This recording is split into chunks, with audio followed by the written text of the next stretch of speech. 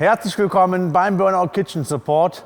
Heute in dem Video Einbau vom Napoleon Pro 825. Die ganzen Adapter zählt aber auch für die anderen Pro-Geräte. Viel Spaß dabei.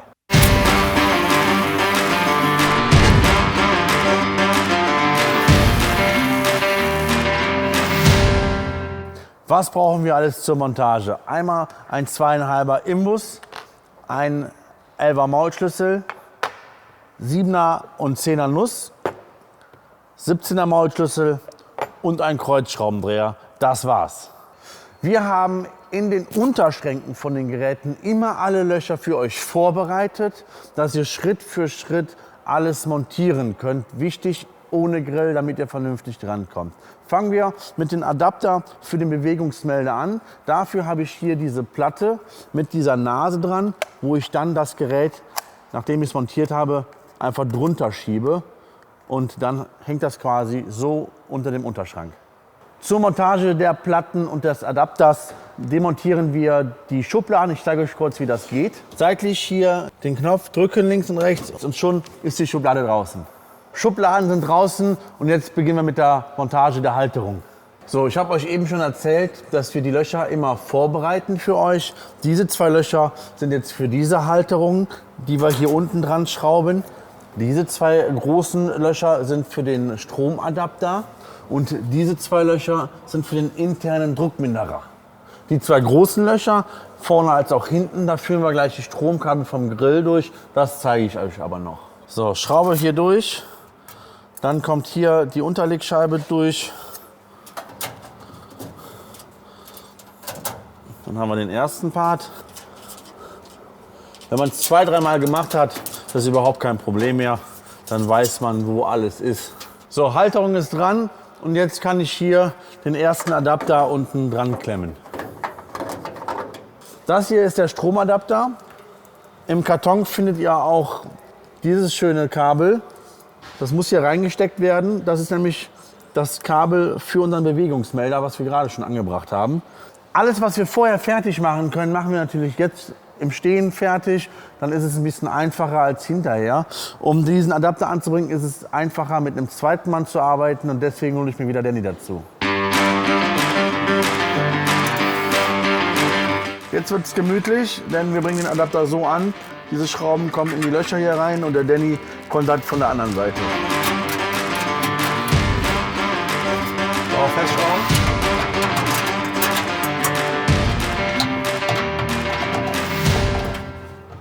Perfekt. So, hier haben wir eine Kabelablassdose. Da führen wir das Stromkabel durch. Die Kappe wieder drauf. Der Stromadapter ist fest, das Kabel ist unten durchgeführt. Und jetzt kommen wir zum internen Druckminderer.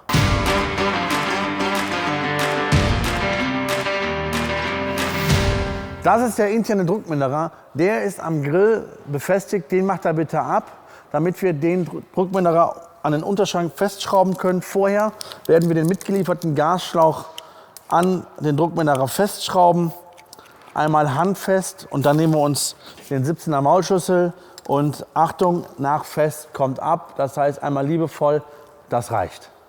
An dem Druckminderer selber sind die zwei Fixierungsschrauben montiert. Die lösen wir einmal bitte und dann können wir den Druckminderer mit den Schrauben hier unten anbringen. Wichtig beim Anbringen des Druckminderers ist, dass der Gasschlauch links abgeht und der Gasschlauch von dem Gasgrill, der interne, rechts angebracht wird.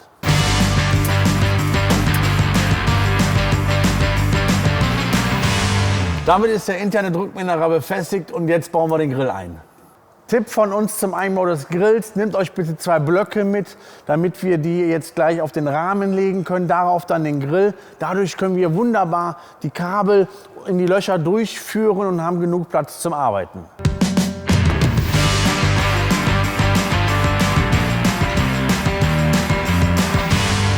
Kommen wir zu den einzelnen Kabeln am Grill. Hier habe ich nochmal das Steuerungsmodul. Da werden wir nachher diesen Stecker mit anbringen. Diese 2 Kabel führen wir nach hinten zum Trafo. Hier habe ich das Kabel, das stecke ich hier vorne mit rein. Nicht wundern, dieser Stecker bleibt frei, der ist für eine Erweiterung. Und hier habe ich einen Stecker, wo wir vom Trafo hier nach vorne das Ding mit Strom versorgen. Jetzt können wir den Grill auf die Klötze absetzen, die Kabel durchführen und dazu hole ich mir den Danny.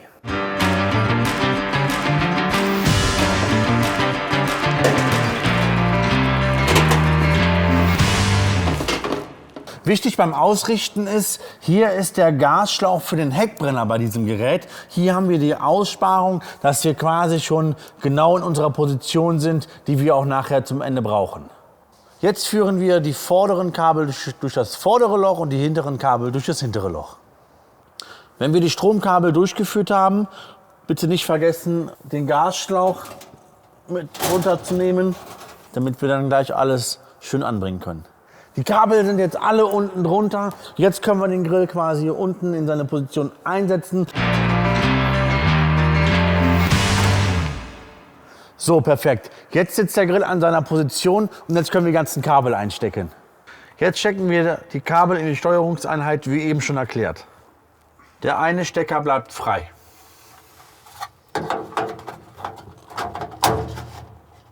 Ich nehme jetzt hier das weiße Kabel und stecke das in den Trafo hier rein, auf die linke Seite, links außen. Dann habe ich hier die zwei Stecker, die kommen ganz rechts hin. Und das schwarze Kabel hier, das kommt in das letzte freie gebliebene Loch. Und schon haben wir alles angeschlossen. Wir haben immer, wenn es nötig ist, so Noppen an den Unterschrank dran gemacht, damit wir die Kabel schön mit einem Kabelbinder, die wir ja auch immer mitliefern, schön zusammenführen können.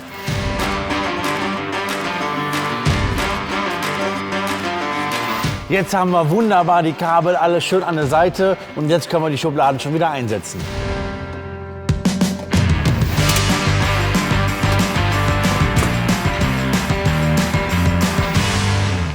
Hier müssen wir jetzt nur noch den internen Schlauch, den Gasschlauch, an den Druckbinder dran schrauben und dann ist das auch schon erledigt.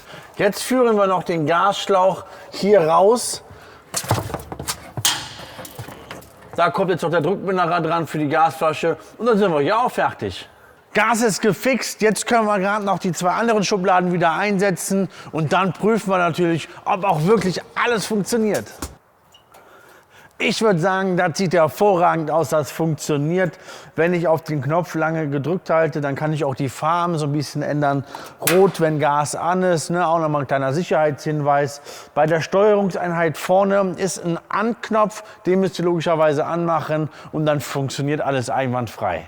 Zum Schluss haben wir noch die Hitzebleche für unter den Deckel. Wir sehen es hier angewinkelt. Setze den an der Haube an, lass den einmal fallen und dann liegt der genauso wie auf dieser Seite. Und schon habe ich einen Hitzeschutz für die Rückwand. Jetzt noch die Fettschienen unter den Grill und dann sind wir hier komplett fertig. Da sind die Führungen, da kann man nichts verkehrt machen. Jetzt, wo alles wunderbar funktioniert, habt ihr bei euch noch im Lieferumfang diese zwei hitzebeständigen Anti-Rutschgummis. Die kommen jetzt unter den Grill. Dafür hebt der Danny jetzt einmal den Grill an. Dann schieben wir die drunter und sind fertig.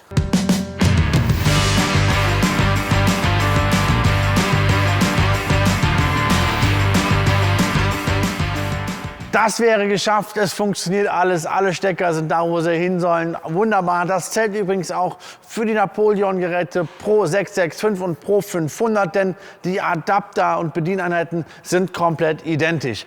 Ich hoffe, das Video hat euch gefallen und auch weitergeholfen.